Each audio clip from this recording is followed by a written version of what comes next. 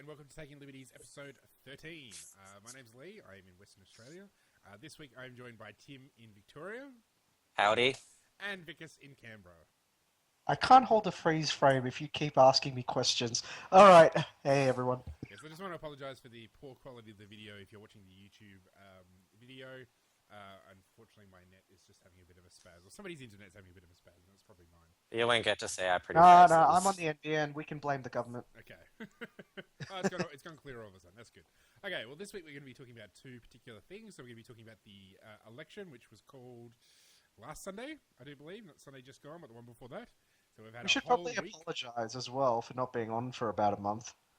We don't owe anybody anything. No, we just don't. Did anyone actually complain? No. Yes. Oh, really? You guys went... Yeah, a lot of people complained to me at Friedman Conference. By the way, that's going to be an episode as well later on this week. Yeah. I'm going to have Tim Andrews on and we'll talk about that. But yes, I've heard your complaints. As I mentioned at Friedman, I was busy and Lee was also busy and Tim was... Well, I don't know what the hell Tim was doing. Actually, Inspector... Well, so I rely on you two to actually record this podcast. So, yeah, I'm available whenever. It's just when you two are ready. So it's clearly Tim is the better person out of all of us. Yeah, I'm just like, I feel like I should just say, set up a one-man Tim show. Yep. Anyway, let's get back to the topic at hand, because we've only got half an hour. Yes. Talk about the budget. We've had a whole week of campaigning, and we're going to talk about how feckless and useless politicians are as a whole, which is a completely unfamiliar topic to this show. And we're going to be talking about the Duncan Storrar Storm in a Teacup. Maybe not. Don't know. Basically, it's a hero of the nation. So, yeah, the national hero, or national villain, whoever you want to refer him to. So, essentially, last Monday on Q&A, there was a man whose name is Duncan Storrar. I don't even know where he's from, but he's from somewhere, and he asked a question of the panel. Q&A, for those who are not in Australia, is essentially a show on the Australian Broadcasting Corporation where people get to ask a panel a question. And this guy asked a question about tax cuts. He is on some sort of disability pension, and he's working a little bit. Austudy, it was. Austudy, yeah. Essentially, he's wondering why rich people get a tax cut and he doesn't get a tax cut. So, so the thing for me is, this is actually something that has a 30-second response. Not even 30 seconds of response, let's give it a 10-second response. You actually have to pay income taxes to get an income tax cut. Yeah. That's it, right? That's how it should have been answered. So because somebody said that to him. Like, I think there was like the head of the commerce chamber of commerce. Willis Innes, I think his name is. And he said, well, you don't pay any tax because you get welfare payments, blah blah blah. And he said, well, yeah, but GST. So theoretically, he does pay tax. Okay, so let's accept the GST. Tax. He doesn't pay any net tax. Okay, that's where I would have gone with it next. Okay, so let's accept that as the argument. So let's talk about net tax then. Even still, he's a net recipient of welfare. So, look, I generally... Okay, so I'm going to be a really terrible libertarian here and say, if you live in a society such as Australia, and one of the things that's accepted here is the fact that we're going to have welfare, people like Duncan are going to get more back in welfare than they ever pay in tax, and that is the system that we've set up. Our system currently benefits people like Duncan Storrar. Now, the question then becomes, because these people need money, basically, they need welfare to maintain a certain standard of living. Does that necessarily facilitate that you have to take more and more from the other end of town, which is actually working quite hard? And they're pretty much the workhorse of this economy, if you believe the Australian Tax Office, and say that 20% of the 20% of taxpayers, the top 20%, basically account for 80% of our tax burden. Now, when we get to that situation, which is what progressive taxation leads to, any tax cut is going to benefit those people because they're the only ones fucking paying taxes. I mean, how much? Basically, his question was, I want more. Like, how much more, other than giving him more of other people's money, how much more does he expect? I mean, it's the perfect example of the entitlement mentality that, he thinks that, I'm just entitled to endless and endless. I mean, what was it? What was he getting? He said about 40,000 a year. 30,000. He said he was 30. making Yeah, which 30,000. is, I mean, Austerity is not a massive welfare payment. Like, it's pretty No, meager. It's like $200 and something a fortnight. Like, it's not a lot of money. And he wasn't actually asking for more welfare. He was asking for a tax cut, which maybe, like, we can't. which fault I the guy was for- I can't fault him for asking Yeah, it. I'm sure. just confused. I'm just confused by what taxes he does pay. Yeah. That'd So be my I mean, question. Yeah. we can't blame the guy for like. I mean, we can't blame the guy for not being like an economics major. Like, he's just a regular dude, and whatever. But like, I mean, I guess the probably the deeper question is how to, because the thing he brought up was, well, he'd like to be able to take his daughters to the movies. Like he Yeah, he just wants to have a save better money, standard dude. of living, and I think that's a more interesting question to ask. Yeah, Like, how can we help low-paid people get more out of life? Because So currently the system is not working for their benefit. Currently the no, system is actually, screwing them at multiple levels. And most of it, unsurprisingly for a libertarian, I think most of it's coming the fault of the government. And I think that's actually probably a more yes. important thing to talk about because, if you Actually, look at...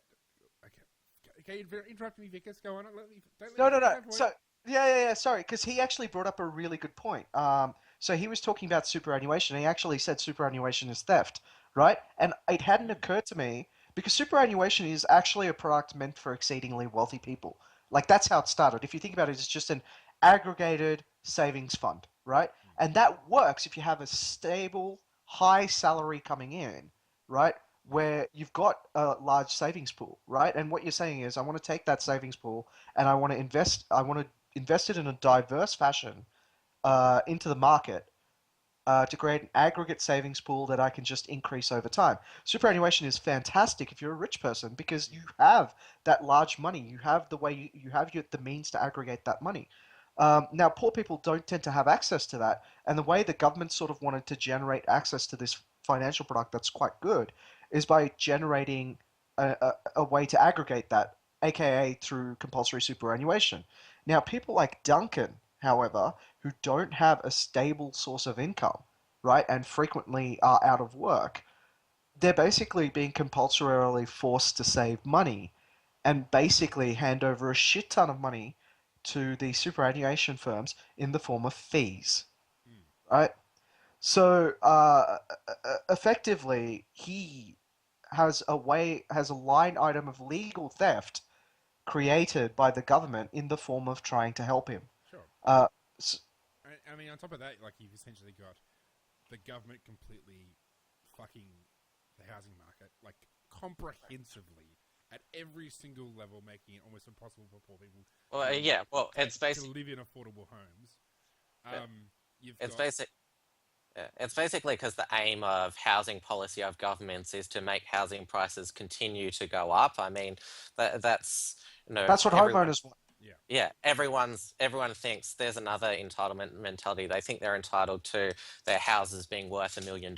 Well, no, your house will be whatever yeah. worth it So, is. so you got the housing market, you've got labour regulation, because essentially, like, I mean, this guy, as the Australian dug up later in the week, his son came out on Monday and said he's a bad dad, or was a bad dad to me. The Australian looked into his past, found out he had a criminal record for all sorts of unsavoury stuff. So obviously the guy's had a rough life. He's not well educated. He's obviously not consistently employed. I So think labour regulations are going to hurt him. The housing market's going to hurt him. All these different aspects are hurting his chances to better himself in life. And I think that's yeah, the real scandal. Like, that's where we should really be focusing as libertarians, to say, well, yeah. Duncan Storrar has been comprehensively screwed by the government, and we need to stop it because he is the face of the victims of government mismanagement and impropriety. I wouldn't say he's a victim. I'd say he's a product of government policy and welfare policy as well that we've. How is he not a Well, victim? well, he's not a victim because he's also made certain decisions, lifestyle choices in his life, which probably he hasn't done as Sure, well as Sure. sure, other but people in his situation might have been. So no, he's definitely not just a victim with no free will of his own. No, that's not what I'm saying. What I'm saying is, like, this standard of living. Like, he's a victim in the sense that, okay, he's made bad choices, but even if he wanted to, even if he never did those things again, even if he never assaulted people or whatever, or took drugs again, like he's still going to be behind the eight ball because of government policy. Yeah, You know, and that's what makes him a victim. It's not that, like, you know, I mean, that is. But also, this is, and I think this is why the Australian and the Herald Sun went after him, is because he was shown as the face of the underclass, and there's plenty that of was the people ABC. in. Yeah, but that's what I'm saying, that, putting him up as, this is what all lower class people are like. I think that was No, that did a probably real is what, like. That's probably is what, like, in this Yeah, underclass. That's what they all are, because anybody who can not have a it wasn't stable because that family was relationship. Tim. Yeah, no. But, I like, actually, I agree with you, dude. Yeah. Like, yeah. Well, I think that yeah, Duncan, like, he is the face of the underclass, because essentially anybody who can hold down a stable job and live in a stable relationship can make their way in life. It's the people who have criminal records or are mentally unstable or have emotional issues or whatever it is. Like, it's drug issues. They're the ones who end up in this welfare dependency and end up in this cycle of poverty. And it's something that really, like, I don't think libertarians talk about enough. Like, I think we talk about, like, workers and stuff, but, like, I think, I mean, essentially these people are invisible. Like, they get very little attention. That's actually no. I have to disagree with you. We do talk about this a lot, usually in the context of the drug war. And Duncan. The thing is, one thing I was really upset about was when they said Duncan suffered from mental illness. After the Australian dug up on it, it turns out that his mental illness is addiction to drugs. Yeah. Yeah. Which The- I'm a little bit Well, upset about because that's kind of a mental misrepresented. illness. It is technically a mental illness, right? Because that's just the way it's been categorized. But it's the same as gender dysmorphia, right? It's categorized so that you can seek treatment, which makes perfect sense, by the way. I'm not belittling that as a mental illness and a way for people to seek help.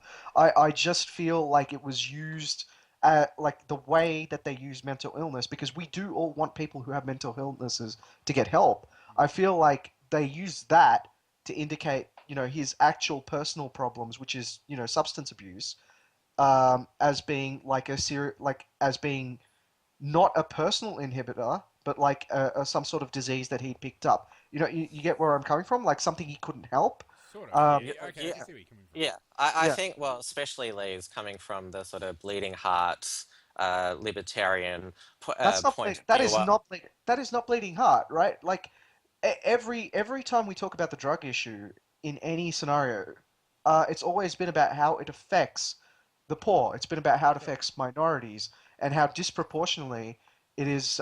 Sorry, how disproportionately I system I of just justice. don't like I just don't like the idea that you're sort of saying, well, this guy can't help being this bad person, which I think, no, he sort of No also one's made saying that Yeah, though. choices as no well, one has said that at and all. he chose to, actively, be on government benefits and take drugs, which is why I object to him, yeah, being the national hero label, because there's Yeah. plenty of much more moral people who are in similar positions to him, who are better people, who I would say they're more deserving of the victim label, who, work for, not very much, and who are disincentivized I from think you starting just their own business or getting in the housing market. I just think you just like like you're disagreeing with us, but with that, but not like we haven't said that. We sure, maybe the left said that. Maybe like the guy who started the GoFundMe for a $6,000 toaster might have thought the producers of Q&A might have thought he's natural. We're just saying that essentially he's got issues and that the government has dogpiled on top of him, and that's why he's a victim of government malfeasance and like it's General douchebaggery. yeah, general douchebaggery. Like it's not that he is in himself a victim. It's just that the system has victimized him as a result of his bad behavior. So we don't condone people attacking others, like as libertarians. We probably are a little bit less ambivalent. Well, I guess I don't think any libertarians support drug abuse either. Like, we think No. people should be able to take drugs, but not drug. It's not. No one would No. encourage them to abuse drugs. Well, David Leinhelm's position, I think, is more in line with us two, at least. I mean, like we don't personally take drugs, but we're not gonna say that someone shouldn't be allowed to just because we have a personal preference not to take drugs. Yeah, I don't have a moral objection to the drug use in itself, but just the fact that it led to him leading a degenerate lifestyle. Sure. Well, That's what it I would depends how say. you define degenerate. I mean, I'm just like, I it get, just seems like anyone else with I'm substance sure abuse. there's plenty of people who are freedmen who are probably degenerates, but Yeah, uh, and I want to mention one of those names, John Humphreys. Moving on. moving on. So anyway, I mean, like essentially, this guy's had problems. The system is now victimizing him. That's all I'm saying. I'm just saying that essentially, there's a set of incentives that punish poor people who have made bad mistakes, and it's not helping them. And that's where we should be focusing our efforts. And I think it's actually hard to meet these kinds of people. Like when you're in libertarian circles, because we're all going to uni, we're all middle class, we're up, or better. I've got sort of extended. Hey, I have friends who didn't go to uni. Well, friend who didn't go to uni. Sure, but the kinds of people who are like we mix with are not in this underclass. Like that underclass is kind of in its own little world, and you're really not going to get like you get people who come out of it, and you get people who go into it, but it's not something like if you go to a party, you're going to meet people who are in that world. Like they live in a different kind of world from most. Governments need to create the conditions that lead to better outcomes for people, and not incentivize people to make bad choices. That's what I would say. I think Lee and I would argue that they should not incentivize bad behavior, and that's about it. I actually don't care about encouraging certain lifestyles or anything like that. I think that's getting into social engineering. No, I'm saying that they should get out of the way and leave people to. Oh, okay, then we're Yeah, all in agreement. So yeah, I should have said it that way. Okay, sure. Well, on that point of agreement, let's talk about the budget. Not the budget, sorry, the election. yeah, I was just like, budget was 2 weeks ago. I'm not going into that. It was bad. That's all we need to say. It was bad. Bad. So, election, Wait. 1 week in, we've had a debate that I didn't watch because I just don't want to kill myself quite yet. I was at Friedman. Yeah, well, it was interesting. Yourself. Chris Berger and Brian Marlow gave us live updates saying it's pretty bad. They're just promising more spending, so you're not missing much. Yeah. I mean, I saw. I think that the ad that just made me facepalm today was this. Like it was like a picture. Or, it was like a video or something. Anyway, this liberal thing, and it's Australian subs with Australian steel and Australian jobs, and I thought that is just all of it in one Facebook post, and I just can't even.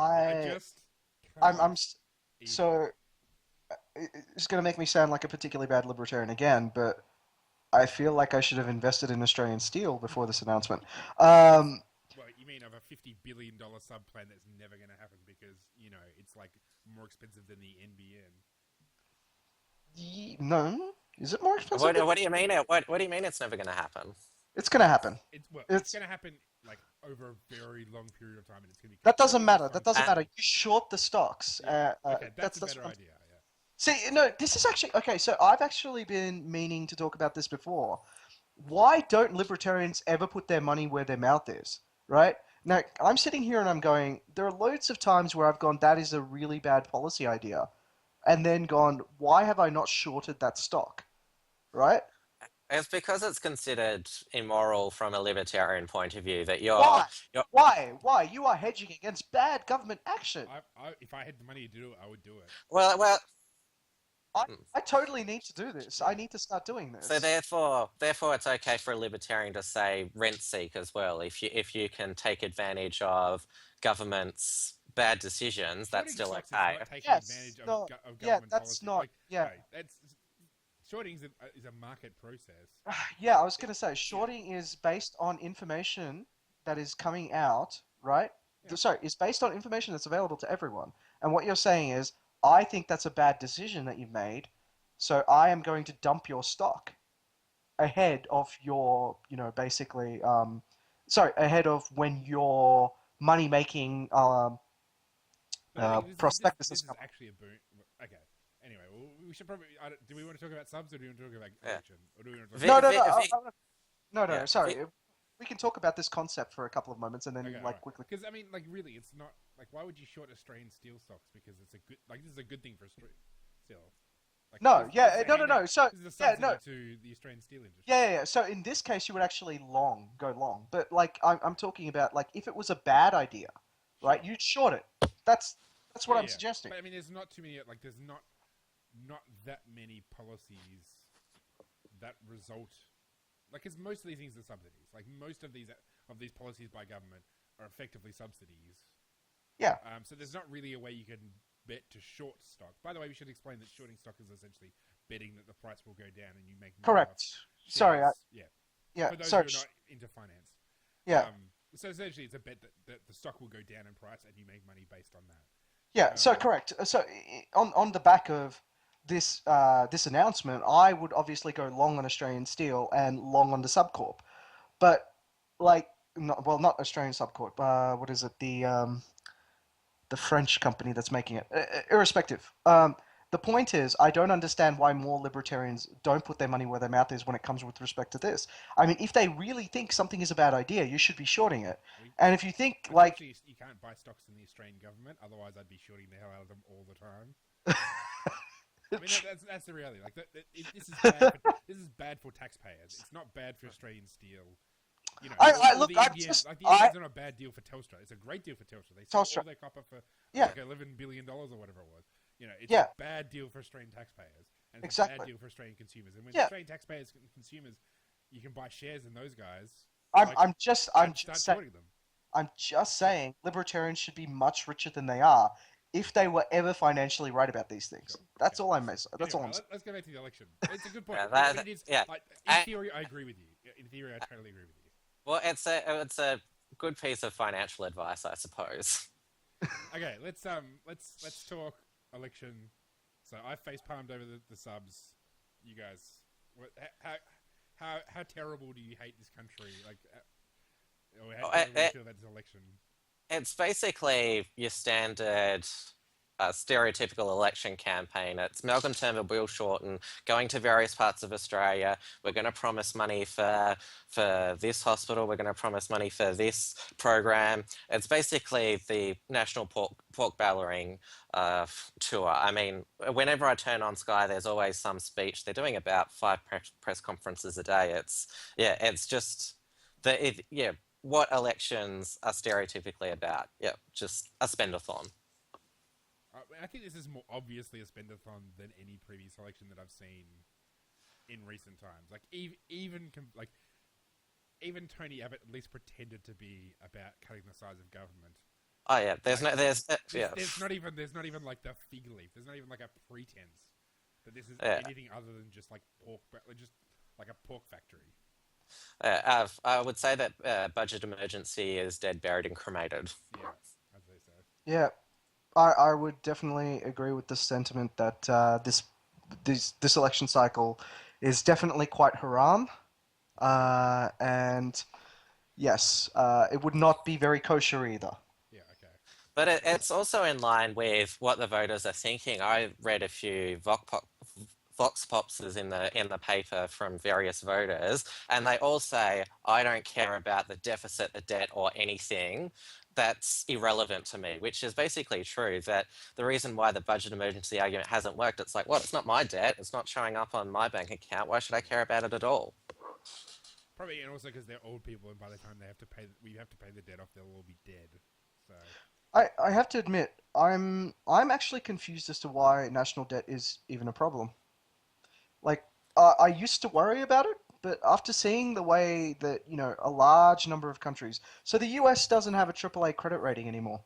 Nobody seems to give a shit. It has an effect... Everyone still likes their dollars, that's why. Yeah, but it's not just that. If you take a look at the US now, right, their credit is still cheaper than ours, right? The standard of living isn't... Yeah, they're a much bigger economy, but I'm saying their standard of living isn't declining. In fact, now their per capita GDP is higher than ours. It used to be lower than ours during the GFC. Now, they're back to where they started in 2007. And yes, some of that pain was exacerbated by, Obama and some very socialist policies. But having said that, in the long run, the deficits don't seem to matter. So you're saying... Spain, or Ireland, or like Greece. Okay, saying like Japan or the US. Oh, no one cares about that. Well, they're big countries. They're like the first and third biggest economies in the world. First and seventh. Seventh? I thought Japan was the third biggest. No. Anyway. No, I thought third Somebody biggest. can look it up. Yeah. Why they listen Anyway, to this but we're podcast. talking like top 10 Yeah, top. biggest economies. Australia is not in that list. We get to play by a different set of rules. And, if you look at Europe right now, they've got a massive sovereign debt crisis. And that will eventually happen to us if we keep... essentially, you get to the point where people think, well, we're never going to pay back our debt. And that's when you have problems. And, okay, the US is in a much worse path, and its deficit is much bigger. But it's a lot bigger, and, It's going to be a long-term thing. Not today, probably not 10 years from now, maybe 20, 25 years, if we're still on this trajectory and it remains a bipartisan thing that spending projects are the main priority, then yes, we will eventually get to the day of reckoning, but because it's so far out into the future, that's why no one cares. Yeah. Oh, by the way, I need to make an apology. I considered the European Union a country. My mistake. Oh, well, it's sort of like So, yes. that's a Yep. Sorry, my bad. Yes, you are right. Japan is the third largest economy. Thank you. I like to hear that all the time, because please tell me that every day. So it's just a different thing. Japan's got 200% of GDP in debt, but Japan is it's just a very different country. It's a lot bigger, a lot more productive. See, my solution to this problem is just make Australia great again. We should be in that top 10 list. If we can find maybe 100 million people, we probably could be in that list. Who says we can't? We're currently locking them up. I think we could. Easy. Yeah. They're currently we're currently locking them up. It seems like an easy fix. We just let in 100 million people, just 100 million of our closest friends. Yeah, that's it. Should be sweet. That's it. Yeah, there's 7 billion people. All I'm suggesting is that we take 0.0000014% of the population. Easy. Is there anything good that you guys have seen in this election so far? Oh. Well, no. But yeah. Okay, we're done now. Thanks for joining us, everybody. Well, no. But one thing I do like is insidiously bad lies, and that are really obvious. And the reason I like them is because then you can repeat them as what they actually are, and people sit there and go, "Oh, you're right. That is a lie." And that lie, and the lie that's brought that up for me so far has been the Labour campaign saying that the Liberals have cut spending on healthcare. And I kind of sit there and go, it is not supported by any evidence from the ATO. It is not supported by, by the Treasury. Well, let's say, what's the tax office got to do with it? Nothing got to do with tax office. Sorry, it's not supported by anything from the Treasury. It's not supported by anything from the Department of Health. And the only thing, as far as I could tell, once I unraveled their numbers, is that they were effectively accusing the Liberals of not following Labour policy. So... Yeah, they ripped $1 billion out of Gonski, don't you remember? Yeah. It was money which was never there, which was never spent. Yeah. So I'm sitting there and going, can we please end these particular type of lies? Other political parties to yours are not responsible for continuing your promised spending. I'm sorry, that's just not how it works. And that's the bad news for you. Politics is not subject to logic or reason. But it's also the fact some that logic and reason then. It's also the fact that the media lets Labor get away with this. The fact that Labor must be laughing that in the last year of the budget, we promised all this money in the Ford estimates that wasn't there. And then when it was cut from the Ford estimates, then we said, oh, they're cutting it. And the media just bought it. It's a real indictment on the media as well. I don't know if the media probably has bought it, but that doesn't mean...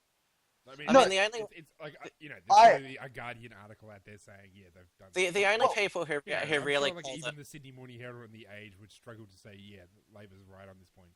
But the thing is, it doesn't matter that the media disagreed. Donald Trump is a perfect example of how you can still succeed in politics even when you're telling completely blatant lies that the media actually point out to you to your face.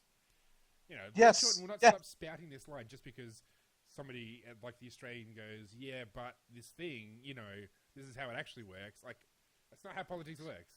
No, see, here's the thing. I actually want a journalist or someone in the some sort of celebrity to just say this in a way that if you don't understand numbers, you don't belong in Parliament, right?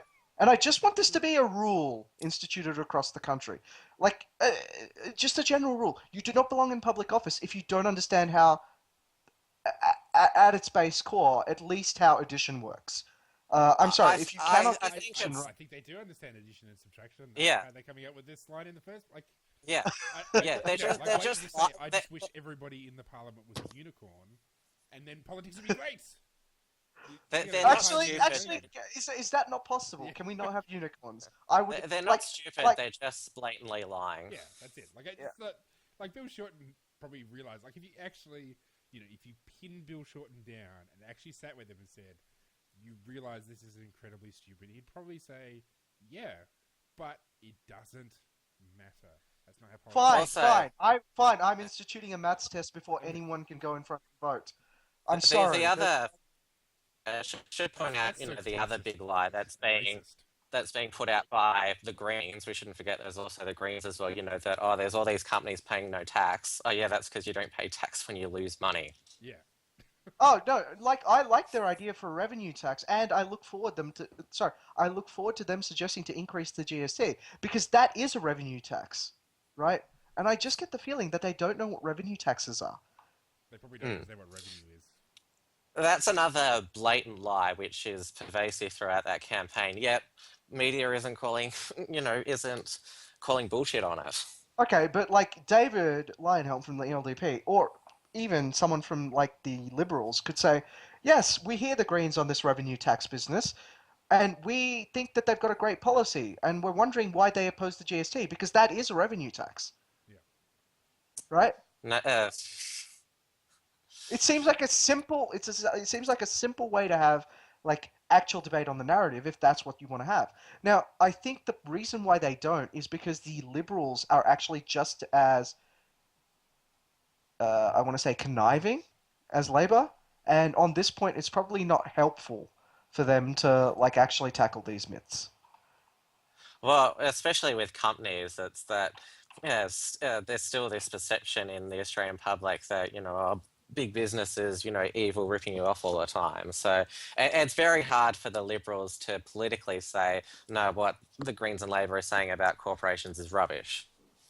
Well, getting rid of boogeymen, like, in politics is it's an endless task. So, I mean, that's essentially what it's all about. Like, Well, for as long as there's been popular democracy, there have been people loathing rich people. It's just, it's how it works. But this, But- well, yeah. as long as there's been rich people, there have been people loathing rich people. But that's why I reckon sortition would fix everything. Sortition?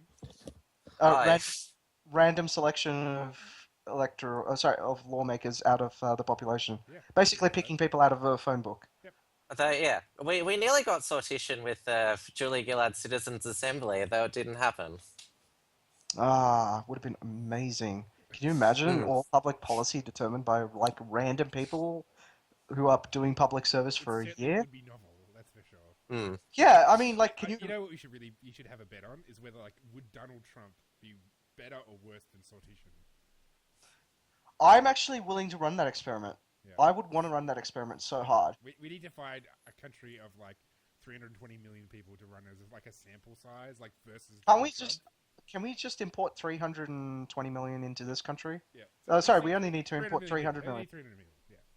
Yeah, Right. we only need 300 million of yeah. our closest friends. Sure. Yeah. Like, basically, all of Indonesia, Singapore, Malaysia, Hong Kong. I think they'll be maybe Vietnam as well. They'll probably do it. So you're so depressed about politics that you've just gone into fantasy world with, wouldn't it be great? So you're just sitting back and dreaming. Sure. Why not? It's more productive than being involved in the political process. That's for sure. Yeah, I suppose right it makes now you than sad. voting.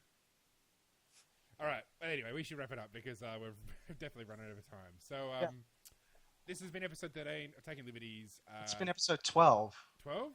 I heard 12. Yeah, it's 12. It's 12. 12. Yeah. 12. And yeah, we should be back again next week. And yeah, there's also an episode that will come up later this week, which will be Vickers and Tim Andrews from the Australian Taxpayers Alliance talking about the Freedman Society Friedman Conference. Sorry, Australian Libertarian Society Friedman Conference, 2016. Yep. And if you weren't there, then you missed out on awesomeness. And if you were there and can remember it, you were definitely not there. Oh yeah, the booze is a big part of it as well. With just as much mud and nudity, I'm sure. All right, okay, that's it. We're out. See you later.